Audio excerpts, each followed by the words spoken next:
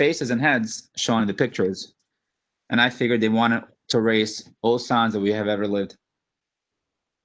When we made it back to our place, we unlocked our windows so the glass would be shattered by the shock waves.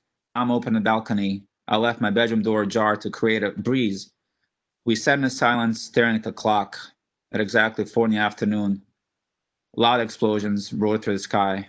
Despite our precautions, our windows shattered. As our 3 holiest houses of worship were demolished, I heard cheering. My heart cried when I overheard the Serbs downstairs say that parking lot will be built on a land where our ruined mosques had stood.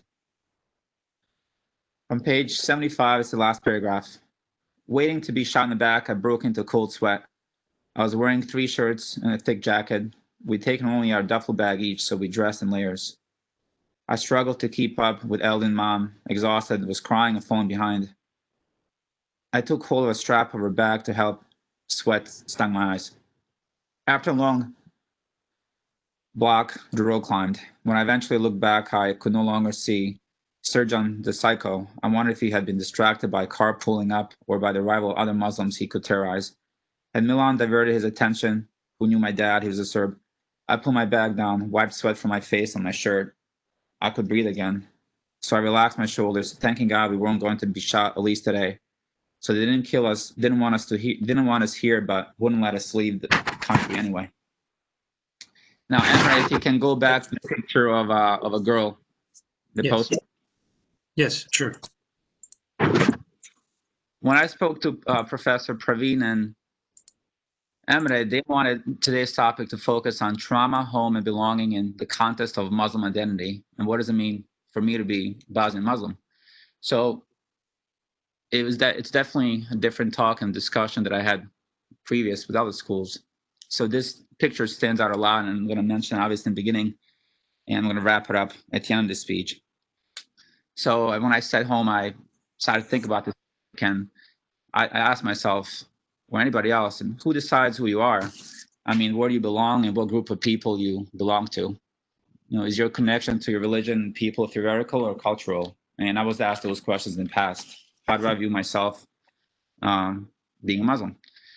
At age 12, I learned it was those in power with weapons who tried to define you and your people, meaning us Bosnian Muslims, and isolate us in the most radical way, I guess. Comparing back to the history where Professor Emre mentioned the history repeating itself. In the 1930s and 40s, he figured it was the Hitler who separated German Jews from its neighbors because of their religion, Jewish names, even physical features. He and his followers believed made Jews different or stand out from the Aryan race that he wanted to create. He also blamed them for the shortcomings of German society and its economic decline. Well, when I was 12, it was Milosevic, Serbian leader of the former Yugoslavia, who was later tried for the genocide and the crimes against humanity committed in Croatia, Kosovo, and now my country of Bosnia against non-Christian Serb population, that is Muslims as well as Catholics. So he definitely brought back Europe's ugly past 50 years after World War II. But on the personal level, at age 12, it was my Serb karate coach of 6 years who I looked up to, came to my home with an AK-47 shouting to my parents, you have 1 hour to leave or be killed. And that's before, as Emre mentioned, he took my dad and older brother to concentration camp. And this was the spring of 1992. And obviously we were shocked when our classmates and neighbors turned on us overnight and all of a sudden wanted us dead just because we were Muslim. But the first time, I guess, I was made to question my identity was months before the war started. And for those who have read the book are familiar with the scene where I thought it'd be cool with my friends to storm into military facility, army base next to our school right across the street from a apartment building where we lived, and to steal gas masks and clothing because we thought war was coming since it was already raging in Bosnia. So we wanted to prepare ourselves. Obviously, we got caught a day after somebody ratted us out because we were showing off to everyone gas masks and all these boots and uniforms. And I was taken to an army base, and delivered to an office of my dad's former friend, who's actually a runaway war criminal now. He was a colonel of the base, and he served on Yugoslavian reserves in the 80s with my dad. And for some reason, he was isolating me instead of also the other kids who were, most of them were Serbs, Christian Orthodox, and I was the only Muslim because my best friends at the time were Serbs as a child. And he asked me, well, I need to ask you something, Kenan. Are you Yugoslavian, Bosnian, or a Muslim? And I said, well, Colonel, I'm from Yugoslavia.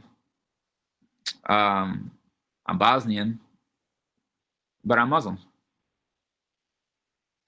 And he basically just kind of shook his head left to right and said, interesting.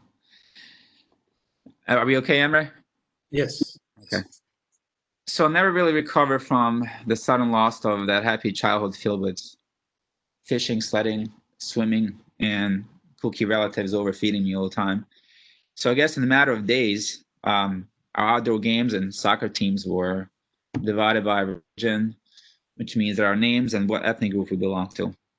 And then you had the fathers and mothers of my Serb friends brainwashing them to hate anyone who didn't share their faith. And again, going back to, I don't remember any of my friends going to church or anyone being that religious on both sides, except usually the older people.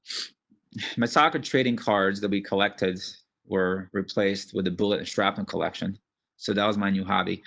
And then, as Emre mentioned before, my second home, the gym where I started karate, turned into torture hall and one of the murder hubs. And that's where my former karate coach took his civilian prisoners, as well as the warehouse complex where we played hide and seek, turned into this notorious concentration camp where my brother and Ola were briefly imprisoned for 2 weeks.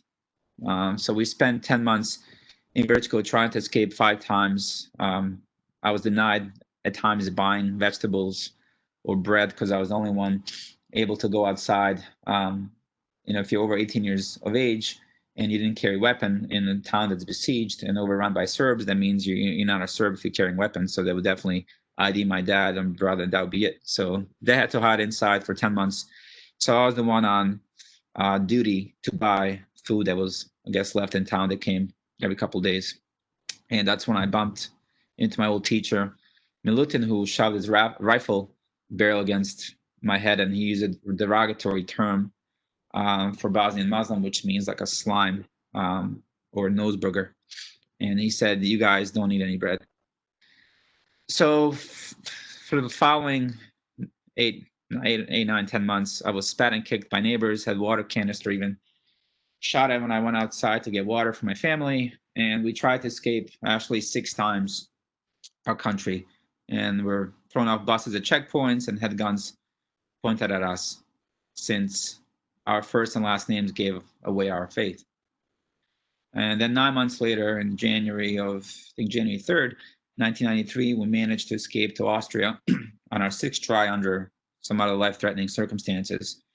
And we spent 10 months in Vienna as refugees. And fast forward, Interfaith Council of Connecticut sponsored us to come to the United States. And we came to Connecticut with foreigners with little English, 4 duffel bags, and $300 in our pocket. And some of the psychologists have argued that during the siege or during the war, your adrenaline is running and you're basically only thinking of survival. The biggest problems arise when the fighting stops and you realize and you're trying to make sense of what just happened. And that's when you get into this panic mode. Our immigrant story was living in rented apartments filled with donated and mismatched furniture. Dad refused to be on welfare, so he worked multiple jobs. And then we also moved around too much. I think we moved like 4 or 5 times in like 2 years, and I hated it. So just as you start getting used to one place, it was time to move. You heard this foreign language accents, and you're broke, and you can't afford school lunch like other kids, so you only buy maybe juice or milk, or take whatever your mom made you for lunch in a Ziploc bag. So I was definitely desperate to fit in, but I was also confused by politics back home.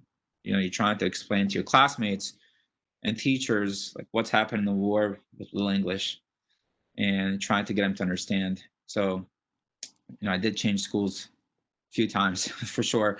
And one of the first schools in 7th grade that I joined, teachers and kids were so kind to me. I felt so much welcome. But then in 8th grade, obviously, it was a little different story, of course. I got jumped for being a new kid on the bus, for apparently taking someone's seat, made fun of my accent. But the biggest one of the shocks I experienced was when I was called a stupid immigrant by a woodshop teacher because I forgot to turn off the sewing machine. So the kids laughed at me. And then out of this anger, I just started to run around the classroom and I started to punch like everyone because I was so angry from all those years. So of course I had to have a meeting with principal. I wasn't suspended, but then I ended up switching schools. They tried to call my parents to apologize, but we never wanted to accept apology. So I became this angry teenager glued to the TV, watching CNN, ABC, and translating to my parents what's going on TV, and wanting to hear what's happening back home. And I thought I was only in America temporarily. I hated my environment. I wished I was old enough to defend my people and just wanted revenge. But I definitely, I guess, matured fast because over time I realized, Western leaders, especially European, turn and look the other way, and they always seem to deny severity of atrocities, shelling of civilians, and using snipers, as you might have seen on TV if you're old enough, what they did in Sarajevo for 3.5 years to shoot the civilians who were on their water and bread runs. In one of the news segments, they showed a single bullet killing a mother and a child in front of a UN peacekeeper, and there's a little memorial day in Sarajevo where my wife is from. The Western leaders argue that it wasn't in their interest to get involved in the war and have casualties of their own. When my country became independent, aggression proceeded by neighbor Serbia, which at the time was also an independent country. So by definition, of United Nations, that is, we were out to defend ourselves, but we weren't. They wanted to get rid of us, and part by murder, part by exodus, in my case, and then part through faith conversion. And this was well documented. It wasn't my personal bias, but this was in the documents that was written and used International War Tribes Tribunal against Milosevic. And I always argue we didn't ask anyone to fight for us, but just lift the arms embargo so we could defend ourselves as a sovereign nation.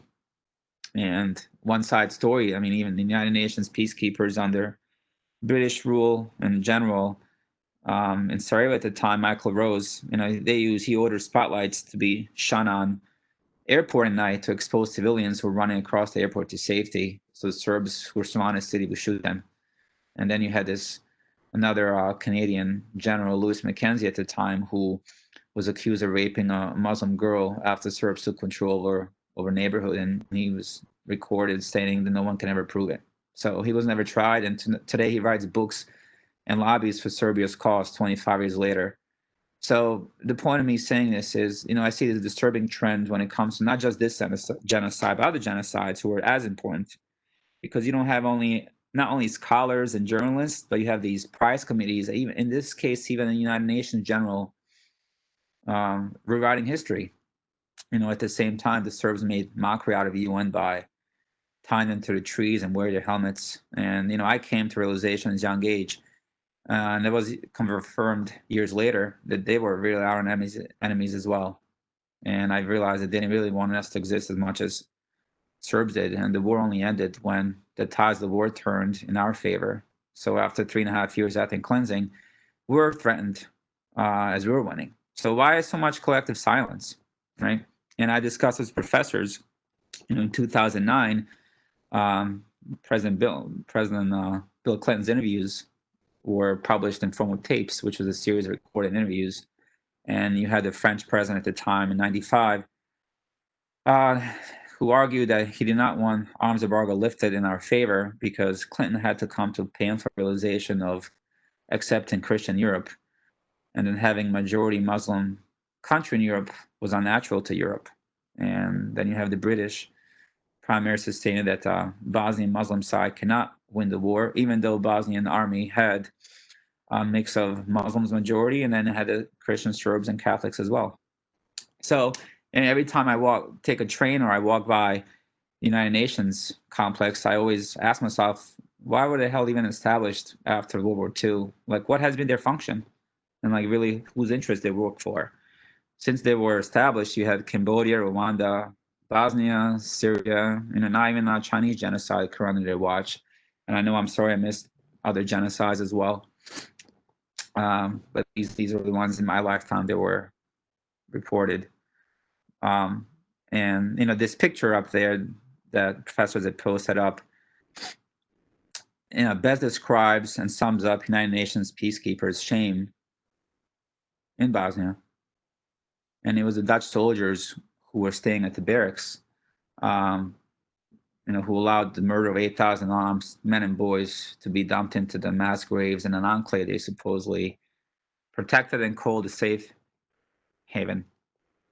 And this graffiti was left when they left, and one of the local artists, my wife knows her well, and she said that when she went to this memorial, she decided to superimpose her picture at the time when she visited this place and put these letters, this font on it. And I think the picture, says a lot. Does this girl look like a Muslim to you? Like, what does a Muslim look like? And how come she's showing skin, right? So, here you have a girl in a tank top, probably some makeup. I don't know. It's a black and white pictures. So going back to the topic, it's who determines what and how you think of Muslims or anyone, or how we think of anyone and what they should look like, whether they're Jews, Catholics, or Muslims. Isn't those in charge of our state? Is it a government? Is it a media, or perhaps even our self-education, which we have to rely on the most? Or at times, is it our personal ignorance? In 2001, a woman angrily knocked on our door when we lived in Connecticut and asked my mom, what she thought of Osama bin Laden. And she started screaming at my mom because we know we're Muslims from Bosnia. And my patient recently had a funny encounter. I work in healthcare, and she kept telling me, this was like last Christmas. What are you doing for Christmas? I said, not much. I spend with some friends and out of respect and stuff. And she said, you don't celebrate Christmas? I said, no, not personally. And she said, how come you don't pray to Jesus? And I said, I don't really pray to anyone. I said, I'm Muslim. And she was shocked. She was like, really? And she, she's lying on a table. I was working on her shoulder, and she kind of did this head to toe thing. And she was looking at my skin. And she said, but you were shaved. She was like, you were clean cut. And I laughed. I couldn't be like upset with her. I guess that's what she was brought up, and she was obviously mature enough to learn the differences that, people come in all different forms.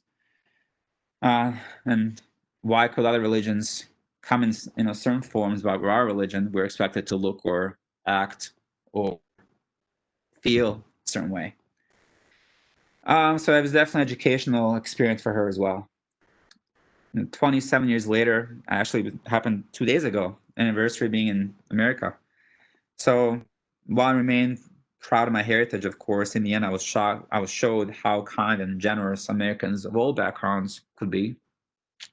And I guess it's not surprising or wrong for some immigrants to deepen their focus on religion in a strange land. I think that's because they're looking for perhaps a sense of belonging and defiancy for self-preservation or self-identity. But I was lucky to create a double identity and have a dual life. I think it's just as important to assimilate, of course, get back through educating. And because past generations and current ones running our world as we have seen, have failed humanity for the most part. And to meet their agenda and interests, I think they created this humanity defined by race, religion, and nationality. But I think my identity was defined and probably redefined by trauma. So over to you, Praveen. All right. Thank you. And then Emre. Yes, these are very powerful words, Kenan. Thank you. Next, I want to ask our fellow panelists to give us some questions from the audience. Andy, Ritima, and Nabi, are you guys there? Can I say something real quick before we take questions from audience? They have also questions, so let's start with their own questions. Okay. Yeah. Thanks.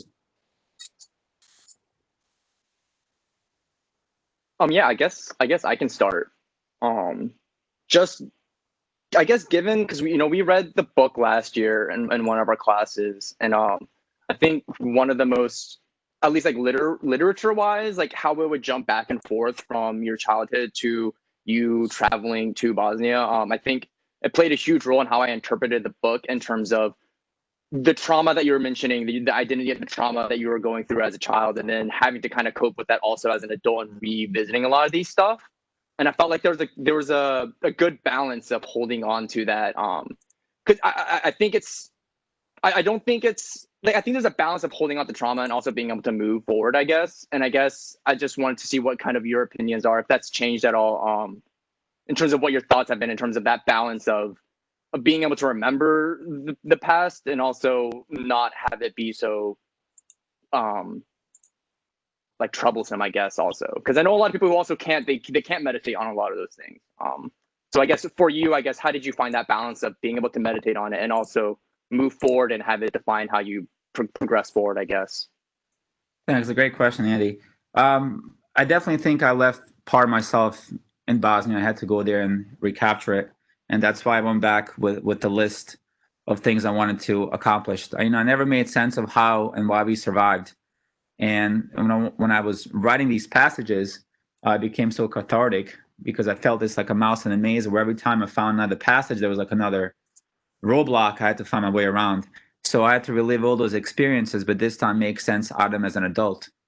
And, and that's why at the end of the book, I mentioned all the guardian angels that have helped us escape or survive, even though there were, even tiny little favors that added up to this huge accomplishment. And there were horrible people that helped us, and there were good people. And I think the war brings the best and worst out of humans, and I think that showed a lot in the book. And when we were discussing with editors how the book should flow, she said to me, "Well, listen, you're not Bill Clinton or President Bush to write in chronological order, or Napoleon. It has to be, the flow has to be different." And so that's why I wanted the book to sound more colloquial and for readers to learn the history through conversations I had with my parents and my dad. My mom actually died after the book, before the book was written. But I was learning history and what happened to us really through conversations with my brother and my dad, and things started to make sense to me. And I realized that, and this goes back to, you talk about Nazis, right? Mengele, or you name them, Himmler, who these people were, before the war. And when you look at the history of my karate coach and some of the neighbors, or the guy who even let my dad out of the camp, I mean, these were misfits who were just angry at society, and they took advantage and fell for this lie to take up guns and blame others for their shortcomings.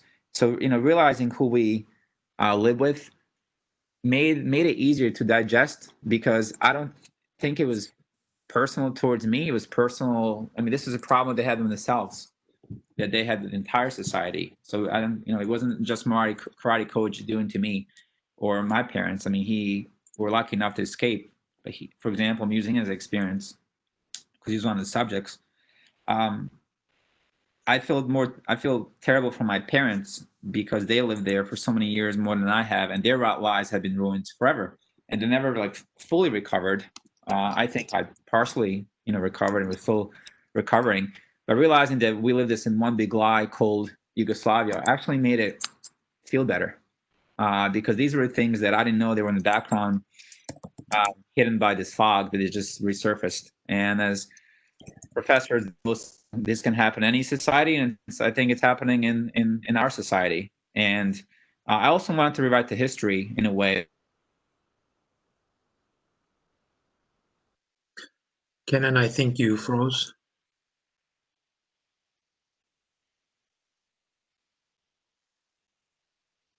Yes.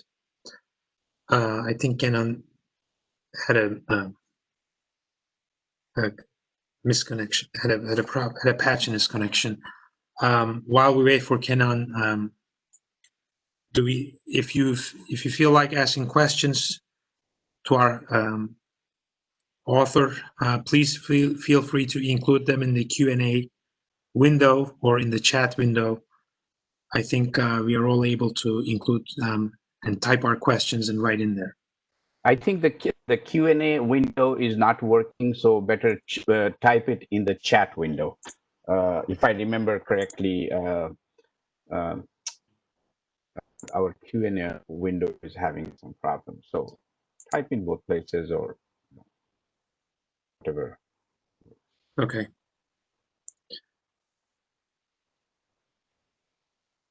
I think Kenan is trying to reconnect. Praveen, you want to talk about some of those pictures that you took that we showed earlier? I actually, yeah, sure. So last year, I don't know what happened, but I ended up being in Bosnia.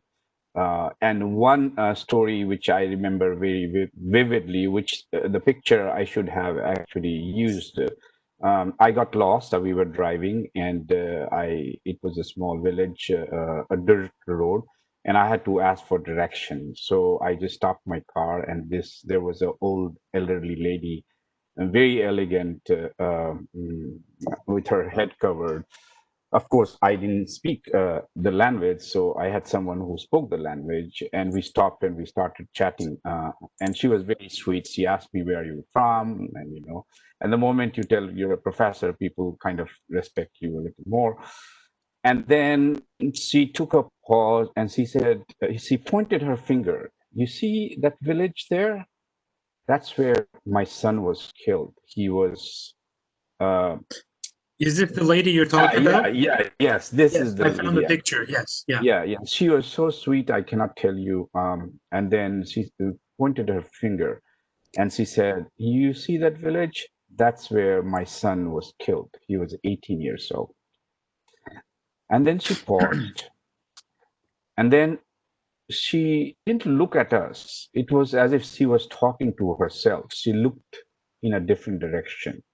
And she said something, and I asked my translator, what is she saying? And he said, and he was a Serb, and I could see how emotional he also got at that point. You mean He your said, translator was a Serb, right? Your Serb, translator was a Serb.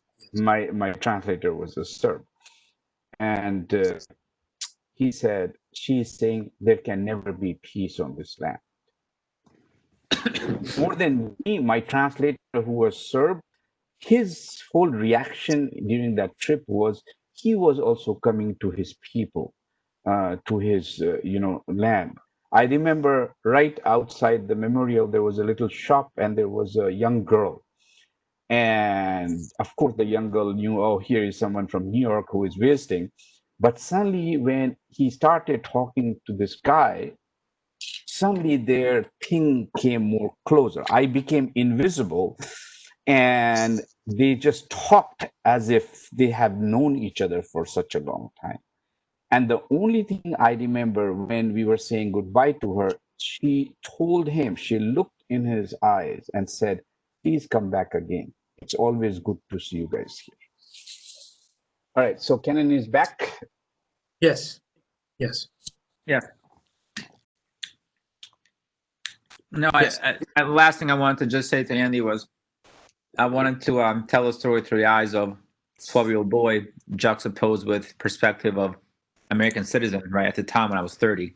So that's why the flow of book went from, it was alternating in a chronological order.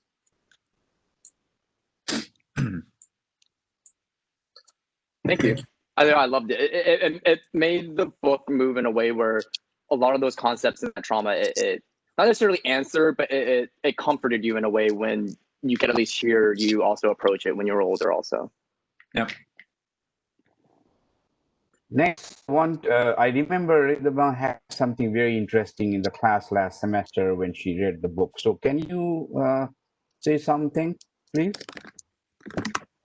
Yeah, reading the book last semester, coming from a Muslim background myself, even though I don't have the same experiences as Kenan, a lot of it was just very relatable, and like a lot of the anxieties of just being Muslim, even in America, like I don't know, I felt like very connected to the book, but also being a Muslim coming from a Bangladeshi background.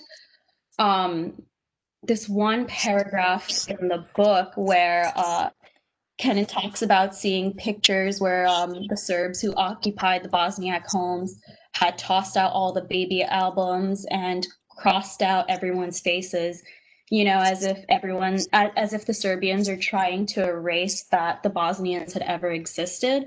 It just reminded me a lot of the stories from my relatives when they were talking about being alive during the 1971 genocide that was inflicted on Bangladeshis by the Pakistanis, you know, where they killed at least 300,000 Bengalis, according to Dr. Bass of Princeton, and, you know, raped thousands of women and created millions of refugees. You know, we were also Muslims, we were also South Asian, but, you know, they still try to erase our mother language. They discouraged practices of our culture. And I feel like parts of that still lingered on, you know, like till today. And I feel like even though the circumstances weren't the same as what happened in Bosnia, I feel like a lot of it was still like relatable. And the fact that, you know, our genocide is also not spoken about a lot, it actually makes me want to ask Kenan, did you ever have anyone to discuss, you know, what you and your family went through besides the members of your family before writing the book? And if not, did that bother you? My parents have discussed it with us, but a lot of times it was in like third person. So they would be discussing it with someone who's been living here or who might have escaped prior to the war starting. So it was more of a news and telling them of personal experiences. But my parents never asked me how did it make me, you know, feel, or how does this make you feel? Do you feel okay? And it's not that they didn't care how I felt. I just think that they didn't want to bring it up and have us constantly talk about it, because every time you talk about it in a way, you're reliving this trauma as if this cloud is going over your head. And as the years go by, that cloud comes over a little faster and rings and then just leaves. You know, it doesn't just sit over, you know, over the sky. I never thought I had like any form of PTSD, or I never had bad dreams. Only dreams I ever had were of me going back, visiting Bosnia, visiting my friends, and I know I'm older, much older, but they still have, their bodies are long, they're taller, but their heads are still the same shape, and they have the kids' voices. And they would I always felt unwelcomed in my dream until I went back and I stopped, you know, having those dreams. I think the biggest repercussion I get is I'm not a violent person, but I can get internally so angry, like extremely angry, when I hear injustice. It doesn't matter the color, the race, someone, you know, abusing a cat or dog. I just get like extremely angry, but I tame it away by taking deep breaths, or I walk away. But that's what I would think is, for me, the biggest repercussion. My dad, he was Zen. He would swear and mention their names of all his friends in a way of like from disappointment. My mom would be one who would be crying, and my brother's reaction was always political, and he would give historical lessons. But my physical reactions were, as a teenager, was going outside and sometimes kicking a ball really hard against a wall, pretending it's their heads. And as I got older, you know, you become a little busier with your life, that you don't have those urges, of course. So I don't know if that answers your question, but no, we never went to psychologist, or it never really stopped me from doing well in school. I had a really good GPA average. I have a decent job. Most people don't even know I'm from Bosnia, and when they find out, they're a little shocked. They're like, "Oh wow, like what was that like?" You know, depending on you know, obviously if they're old enough to remember, and if they were following it. Emre? Yes, thank you, sir. Very powerful words. And It's also very difficult for us to digest as you are talking some of these things that you mentioned. Well, the thing, Emre, the thing is, there was never any reparation. I don't mean monetary, but there was never acknowledgement, apology, reparation. But more acknowledgement. This is what happened. It's the collective denial that actually it has happened the other way around. And still to this day, it's taught in schools in some parts of the country that it was actually the other way around. And in the instance of this little town, which I'm not from, but that's one of the examples. It's a very powerful, big example where it was said that, oh, they were all people, there were dead people already, they were dug up from graves and reburied. And my wife has a niece that lives in Sarajevo, and I go there now once a year.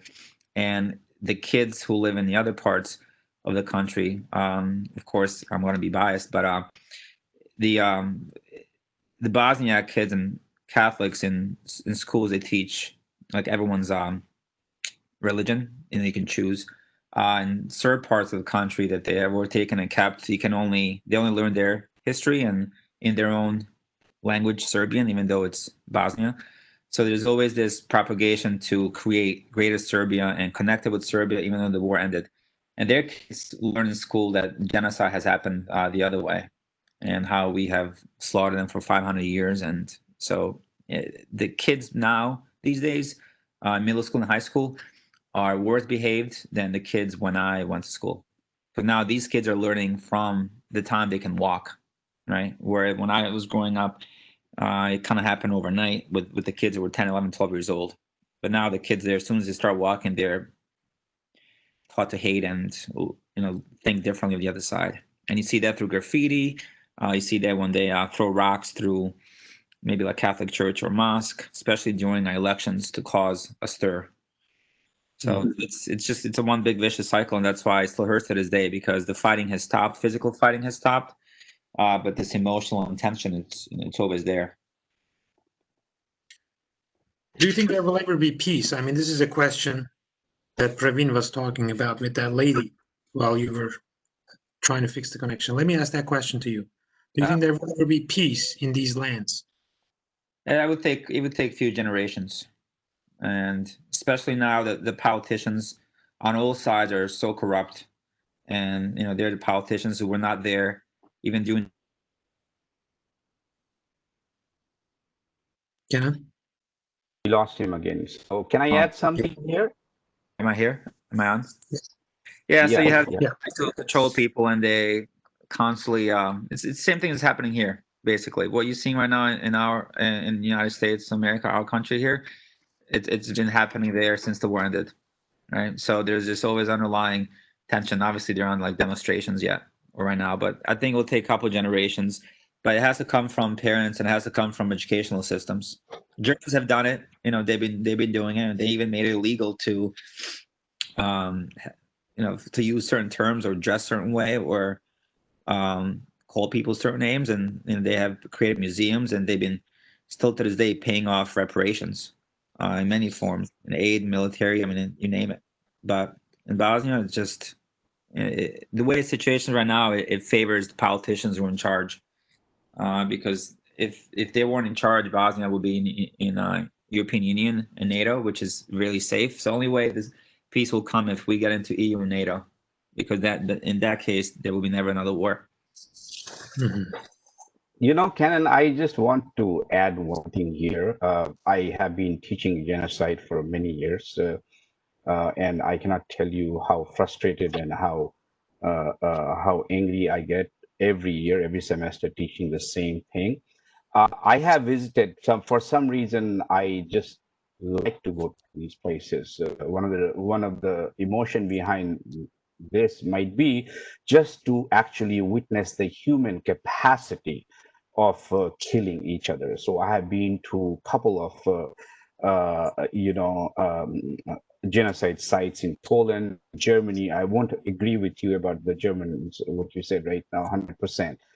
But my frustration is that it never stops. It is the same argument, it is the same pattern. Even today, if you look at a country like India, which is literally sitting on, it's like a time bomb. It's clicking. It's literally sitting on a bomb which can explode any day and take a form of genocide. So my biggest frustration is that I'm not too sure whether we really learn from history.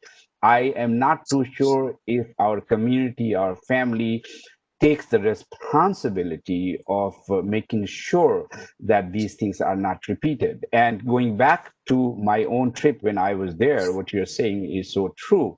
So I hung around and I see again uh, clusters. So there is a cluster of Serbs who are Christians, and then you have clusters in Bosnia of Bosnians who are Muslims. And I was talking to someone, and he said, "Oh, you should come here during the election time or during politics or festivals time," and people still throw, stone to each other. So I am not very optimistic on these things. Uh, that was my reaction in a way to what you're saying. And it's very hard for me to say these things to someone whom I know. I know you, and I have seen you. So I just don't want to pretend that things might get really easier for people, who might be in similar situation. So anyway, Nabi, let's ask Nabi because she has some good. And then we are opening for questions, so we'll take from the chat and Q&A. Yeah. Yeah. So I haven't had the opportunity to read your book. However, just like hearing you speak, it was super moving and eye-opening. And my question kind of ties into one of the questions from the audience. It's more of like, could you go into more depth of what the general reaction from your peers and your teachers was like? And what can we as like American students and instructors take away from this, and just like helping people acclimate when they've like faced so many like injustices in terms of their identity?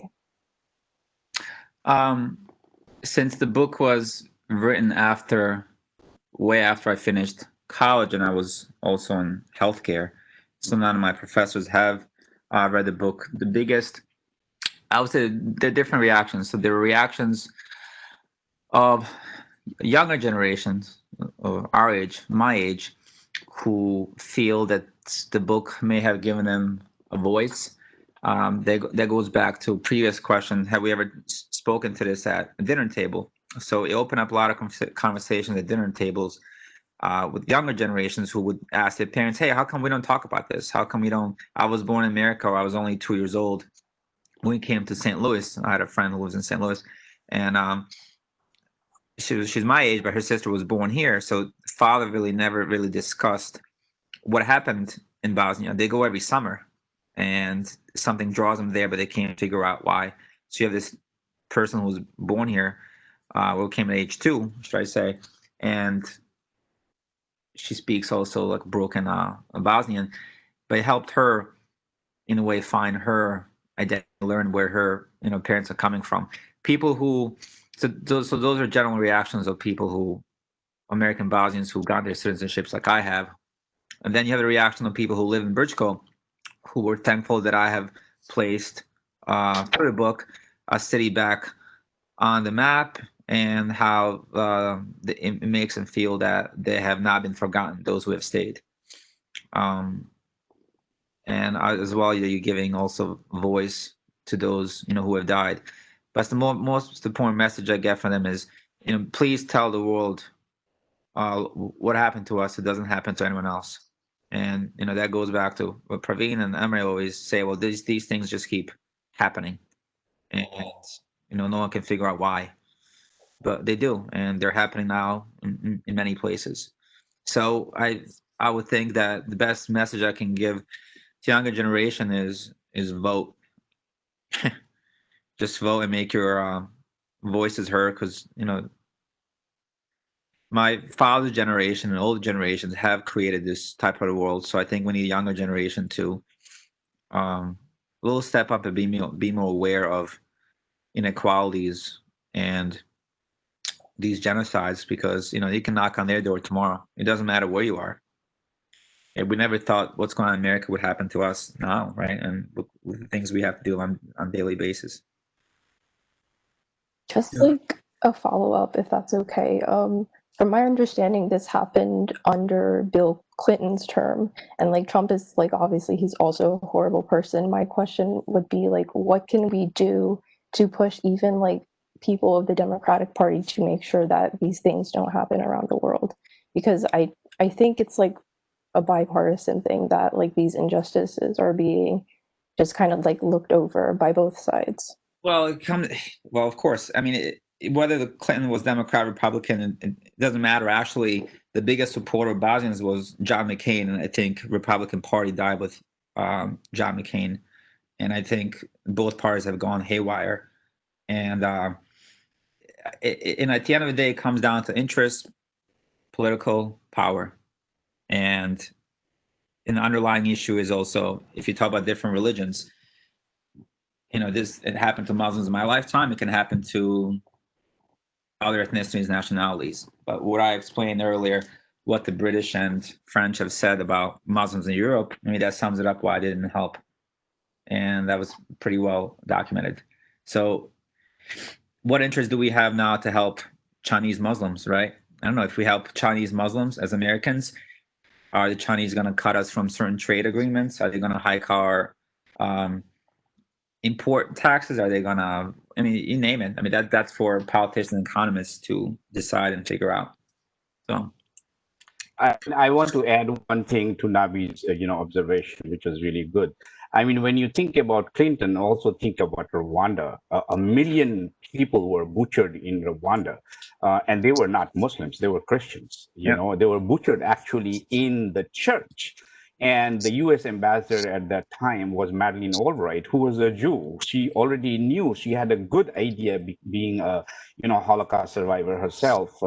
What happens in a genocide? So it's not just. I agree with Kenan that when you think about politics, things like this really goes beyond our imagination, and what becomes is identity politics, which starts dominating. So it's just not about Muslims. Clinton won. I always look at his Syrian, right? Look what Assad did, killing his own people, and how come? And I always say, and I've said it to Praveen, did Saudi Arabia accept one Syrian refugee from the war? No, they had pushed upon Turkey and Europe. So think about that one. All right. Yes. Okay. We have some questions from the audience, and I'll start with the first one. This is from Rachel Elner. The question that she wrote was, does the United States deserve any credit for the Dayton Accords, which ended the war, or for American journalists who first reported the atrocities in Sarajevo and the massacre in Srebrenica? What do you think, Kenan? I think Clinton had a noble cause to stop the fighting, but I think I expressed in the book my feelings towards Bill Clinton. I think, honestly, Bill Clinton was a weak womanizer who knew how to dance and look good in front of everyone and please every politician. But it came down to interest and political power and what his allies would think and feel. So do they deserve? I went to the peace accord in form of I was in person there, and I actually met with a general at the time. It was an Air Force general who had these three guys. He had a Tudjman who represented Croatians, our guy represented us, and he had Milosevic who presented Serbia. And I walked into the room where they had the chairs, and they actually embedded the chairs into the floors with nails, and they had the psychologist come and orient a room and desk so they don't have to look at each other. At that time, Croatia already kicked Serbs out who took over the territories today. They already won their war against them. And negotiations were finished, and Richard Holbrooke made one last attempt, went up to our president and said, if you don't stop, we're gonna bomb you and we're not going to help you. And our president, we had a pretty weak president. Milosevic was a really strong, manipulative character. And they did actually studies on him, why he never pissed off people so much to, kill him or go after him like they went after Saddam or Gaddafi, because he knew how to intimately pull you in. And no, I don't think I give international community credit for ending it. I give journalists and writers who have exposed, these atrocities. And I partly also blame our president for signing the peace accord, too. So, blame is not only on one side. Thank you. I have another question from Ayana. She's asking, what reparations, how do you think reparations would have looked like if it was for you to decide, Kenan? So if you were to decide on the reparations after the war, how would they look like, or how should they have looked like in your opinion? Okay, so the Day and Peace Accord was supposed to have two parts. Part one was stop the fighting, and then part two was now you guys decide how you're going to work this out. But you have to give up your weapons, put the weapons down, and at the same time, make sure the refugees return. And that's the part that never happened. The refugees have never returned because they face persecution from unemployment, physical by burning homes down, breaking windows, graffiti. When they go to schools, they're again taught different history. Mm-hmm. So war reparations should be returning homes of the refugees, the properties. I never said monetary because they're just not going to have. No money can make you forget, and equalize in a genocide. So it has to be done through first property, and then of course education and acknowledgement. So acknowledging is the most important step, and it's actually the only answer, I would think. Thank you. We have another question from Eileen. She says, when studying the genocide in Rwanda, I remember there being a firm belief that America did not want to get involved because America only, and I quote, did what interests them. And America doesn't have friends, it has interests. Do you think that still stands true today? And if so, what do you think we can do to turn it around? Yes, everything does. Even our own politicians, Muslims in Bosnia, they deal with war criminals because it's in their interest to stay in power. If they create this unsafe environment. Madeleine Albright, going back to her, Kosovars are, they have this statue of Bill Clinton and her in Kosovo because obviously they helped them fight off Serbs. And I always wondered, wow, why did America do that in their case, right? So Kosovo being where it is, it's there's a contract on the largest NATO base outside of Turkey to be in Kosovo, so they keep Russians out of Adriatic and Mediterranean Sea.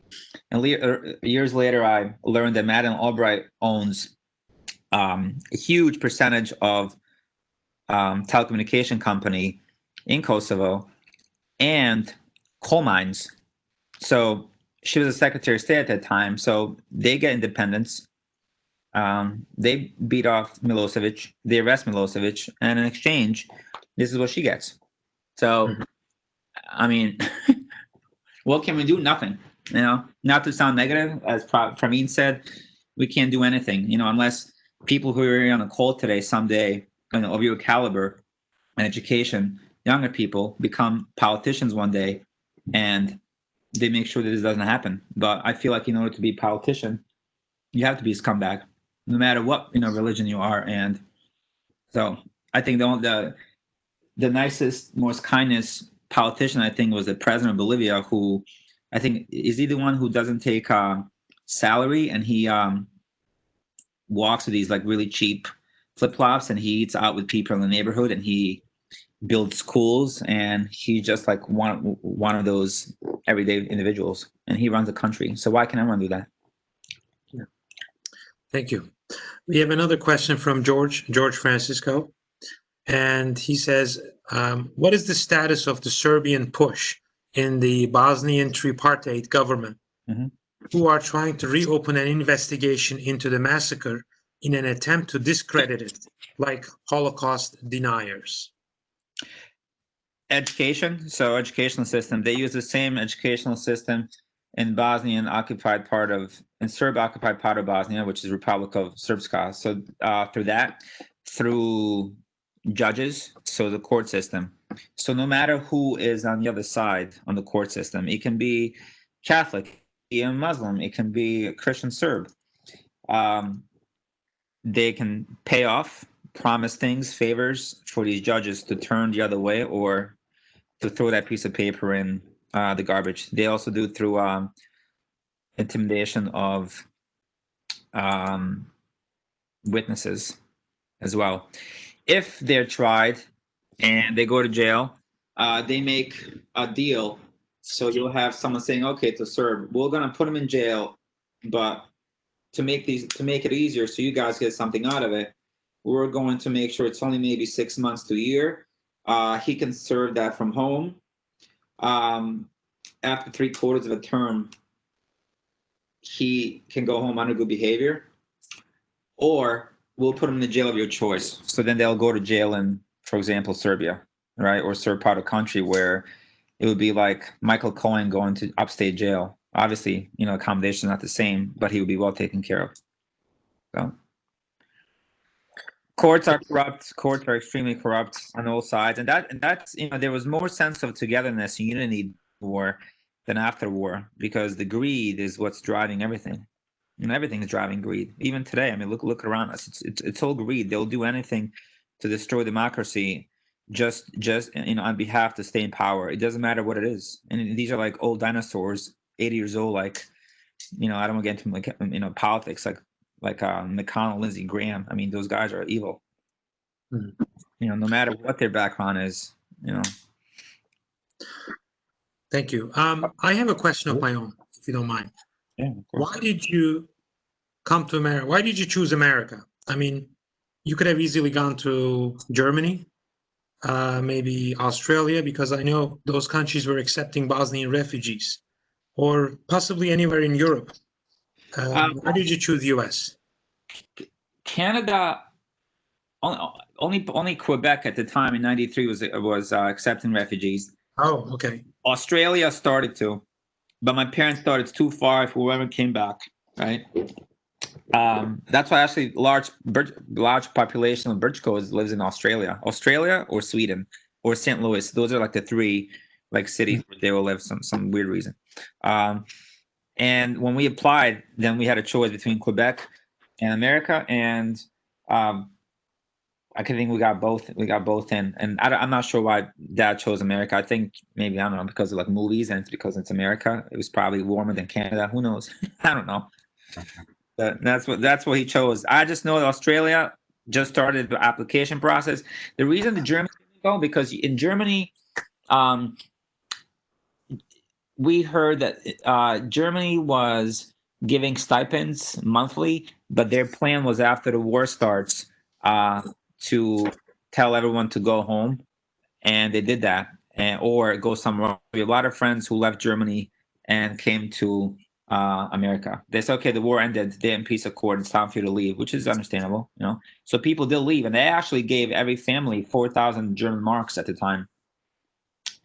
Germany did. Mm-hmm. I mean, my dad always had his wish to come to America to visit, and then he never knew he was going to stay here and actually die. So, wish, I guess. All right, Kenan must be really exhausted. Yes. So, can we have one last question and then we'll stop, please? I'm all right. I have another 10. It's okay. I actually had a question again. Going back to how you were talking about politics, and earlier how you were talking about trauma.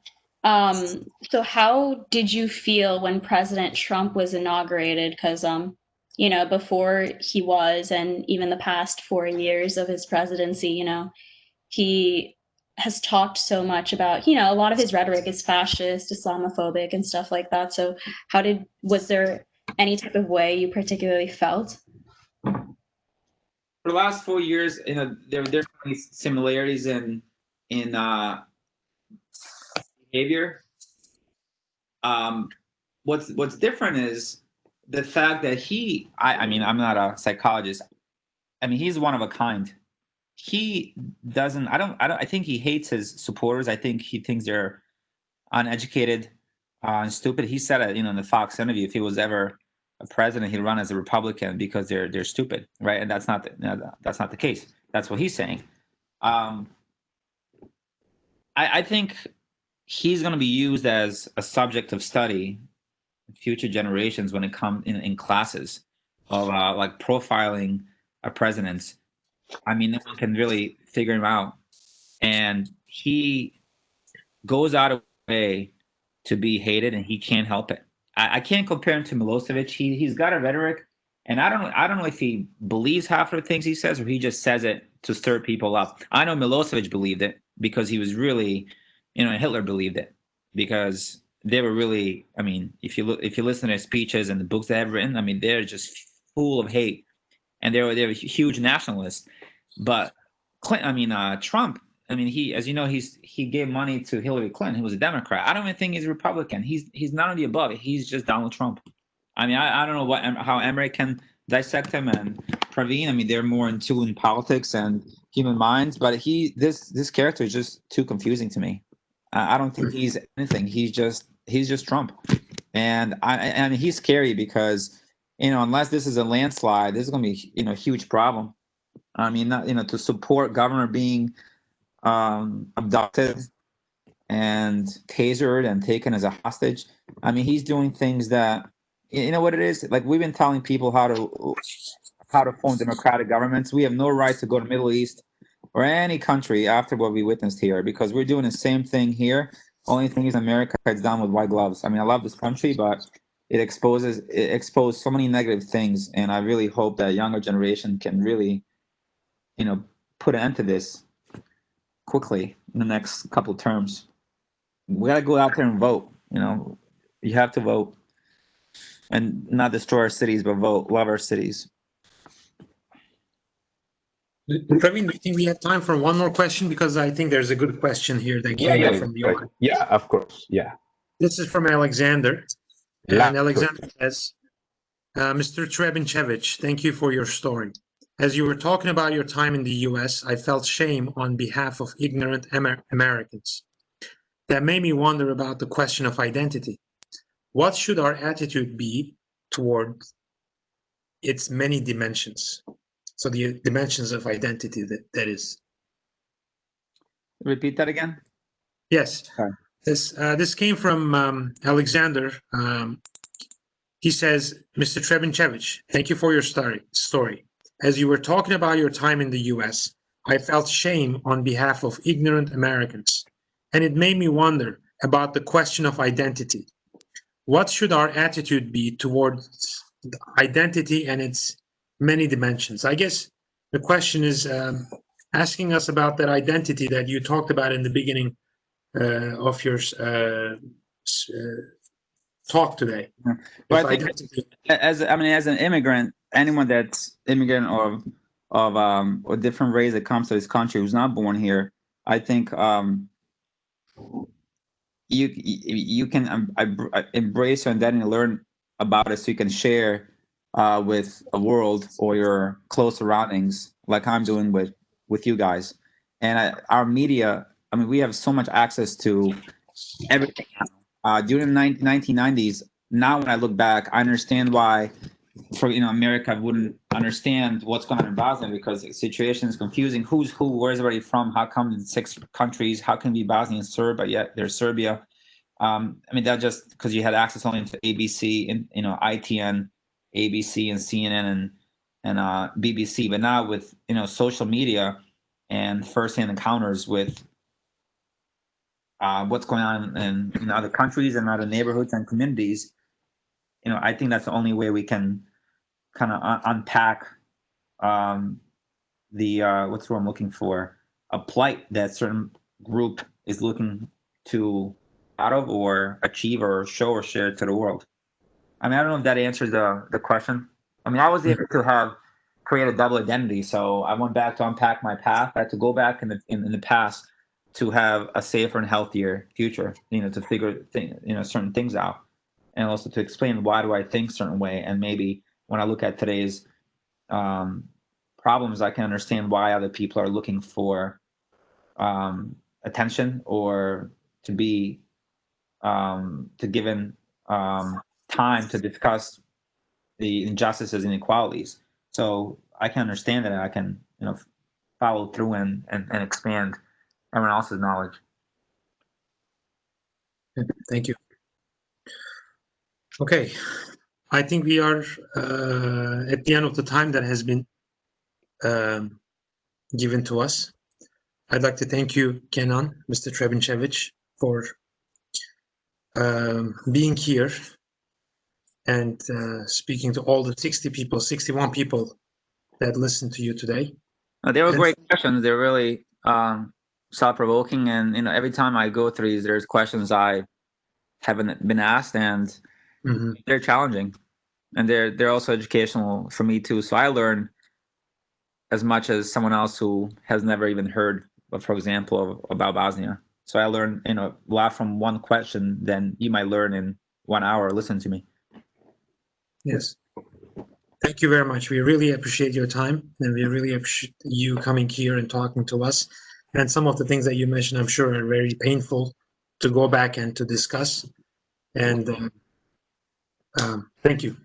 Thank you. Thank you, everyone, for your time. Thank you. Thank you. Thank you. Thank you. Thank you. Thank you. Thank you. Thank you, Andy. Thank you. Rhythmia.